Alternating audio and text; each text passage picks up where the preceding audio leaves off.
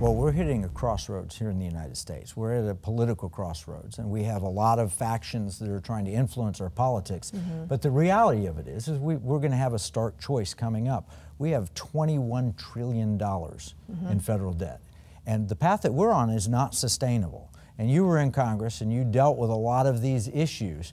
But if we go towards socialism, and I guess the estimate was universal Medicare would be $32 trillion added to the debt over the next 10 years, or we can go to more freedom, more opportunity, and so forth. Can you talk a little bit about the debt path that we're on and about the challenges that it brings? What I can tell you for sure is when I left Congress as a staffer in 2013, I've been there for 7 years.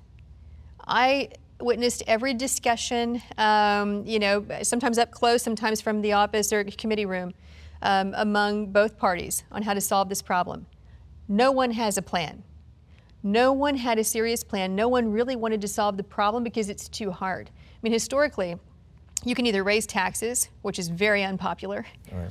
You can cut spending, especially entitlement spending, which is very unpopular. No one will touch it, is the truth, Republican or Democrat. So they're all hoping for economic growth that's going to save us.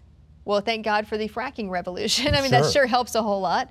And Barack Obama was sitting on the chair when that expansion happened. And that's reduced terrific. Regulation? And reduced regulation. Because regulation, I claim, is a tax without revenues. Well, and it's the government putting its boot on the neck of the people who create jobs and wealth. And so really when I hear any politician say, I've created X number of jobs, I just find that really irritating because you really didn't create jobs. What you did was get your boot off the neck just a little bit, just enough that the people, we could all create jobs. Private business can create jobs. It's a matter of how much are you strangling the jobs, not how many did you create. Well, they'll create themselves if you get out of the way. I had the opportunity to meet with President Reagan shortly after he left office, and we congratulated him. You did such a great thing. And he said, all I did was get the government the hell out of the way so you people could grow the economy, which is the almost exact opposite of President Obama, who said, you didn't build that.